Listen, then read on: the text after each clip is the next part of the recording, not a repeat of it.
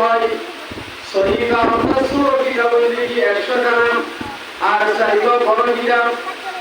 এই সূরাতে 170 কিতাব আছে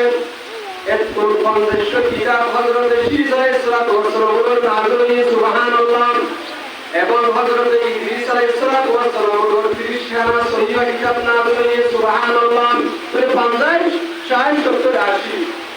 এবং হযরত ইব্রাহিম আলাইহিস সালাতু ওয়াস সালামের দর্শনা সহিবা নাযিল হয়ে 90 বার মুসা আলাইহিস সালাতু ওয়াস সালামের দর্শন কিতাব নাযিল হয়ে সহিবা 100 খানা কিতাব এর জন্য সূরা কিতাব সহিবা কিতাব বলি হয় আর সহিবা বড় কিতাব এত নাযিল হয়ে দেন আল্লাহু আকবার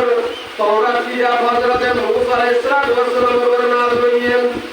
এবং ইনজিল হযরত ঈসা আলাইহিস সালাতু ওয়াস সালামের নাযিল হয়ে সুবহানাল্লাহ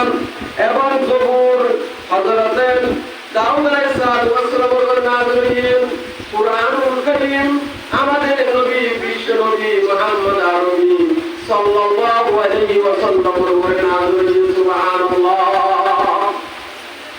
104 খানা কিতাব ফরমান নবীর উপরে নাযিল হয়ে এবং 104 খানা কিতাবের মধ্যে সবচেয়ে দামি কিতাব আর কুরআনুল কারীম আল্লাহু আকবার বলেন এ ভাইয়ান মুরবিয়া মুস্তাফা আমার এই কোরআনের পরিচয় কি কোরআন থেকে যদি আমরা জিজ্ঞেস করি কোরআন